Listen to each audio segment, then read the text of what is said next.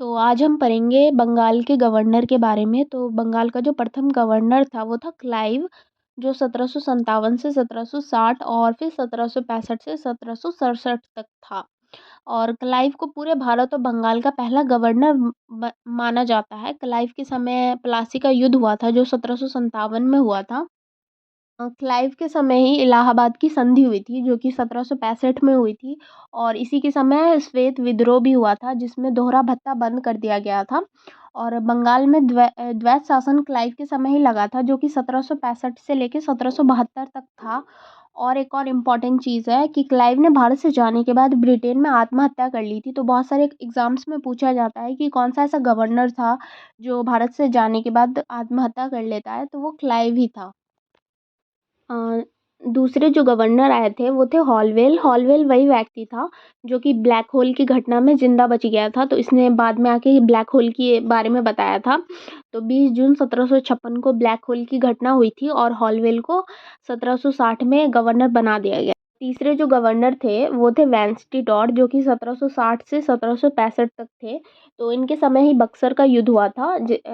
तो बहुत सारे एग्जाम में पूछा जाता है कि बक्सर के युद्ध में गवर्नर कौन थे, तो वेंस्टीटॉड थे। और बक्सर का युद्ध जो हुआ था वो 1764 में हुआ था। चौथे जो गवर्नर आए थे वो थे वेरेलस्ट जो कि 1767 से लेके 1769 तक थे। ये ज़्यादा इम्पोर्टेंट नहीं है लेकिन फिर भी हम इसको देख लेते हैं। और इनके समय द्वैत शासन हुआ था, तो द्वैत शासन के समय ये बंगाल के गवर्नर थे। और जो पांचवे गवर्नर थे वो थे कौटियर जो कि 1769 से 1772 तक थे। इनके समय बंगाल में अकाल पड़ गया था जो कि 1770 में पड़ा था। बंगाल के गवर्नर जनरल, बंगाल में रेगुलेटिंग एक्ट के तहत गवर्नर्स को गवर्नर जनरल बना दिया गया था जो कि 1773 में हुआ था। तो बंगाल के जो प्रथम गवर्नर जनरल थे वो थे वॉरेन हेस्टिंग्स जो कि 1772 से 1785 तक थे। तो ये 1772 से 1773 तक गवर्नर के पद पर थे और फिर 1774 से 1785 तक गवर्नर जनरल के पद पर थे। तो बंगाल का अंतिम गवर्नर हेस्टिंग्स को ही कहा जाता है और बंगाल का जो प्रथम गवर्नर था वो भी गवर्नर जनरल हेस्टिंग्स को ही कहा जाता है। तो इन्होंने 1772 में द्वैत शासन समाप्त कर दिया था। इनके समय ही 1774 में प्रथम सुप्रीम कोर्ट की स्थापना हुई थी कलकत्ता में।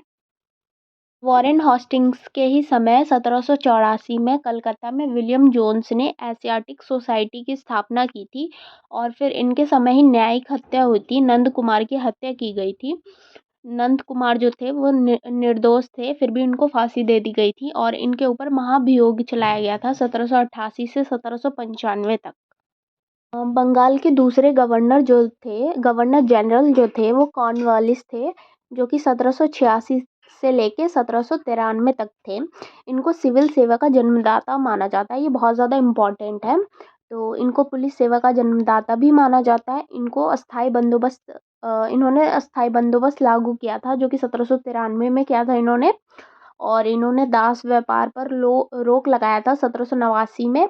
और कानवालिस की जो समाधि है वो भारत के गाजीपुर में है। और इनको नागरिक सेवा जो यूपीएससी का जो एग्ज़ाम होता है यूपीएससी, इसका भी जन्मदाता इनको ही माना जाता है। तो ये कानवालिस जो है ये बहुत बहुत ही ज़्यादा महत्वपूर्ण है एग्ज़ाम की दृष्टि से। बंगाल के तीसरे गवर्नर जो थे वो सर जॉन शोर थे जो कि 1793 से 1798 तक थे। इन्होंने मैसूर के प्रति अहस्तक्षेप की नीति अपनाई थी। ये किसी के भी मामले में दखल नहीं देते थे। और जो बंगाल के चौथे गवर्नर थे वो लॉर्ड वेलेजली थे। ये खुद को बंगाल का शेर कहते थे। ये 1798 से लेकर 1805 तक थे। लॉर्ड वेलेजली ने सहायक संधि की पद्धति शुरू की थी।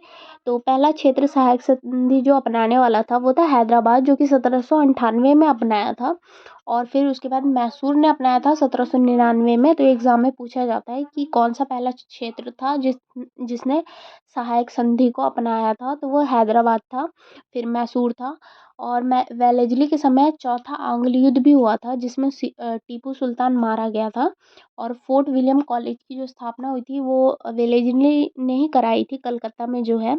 बंगाल के पांचवें गवर्नर जनरल जो थे वो सर जॉर्ज बॉर्डलो थे जो कि 1805 में बने थे। बंगाल के छठे गवर्नर जनरल जो थे वो थे लॉर्ड मिंटो, 1807 से लेकर 1813 तक थे ये। इन्होंने रंजीत सिंह के समय 1809 में अमृतसर की संधि की थी।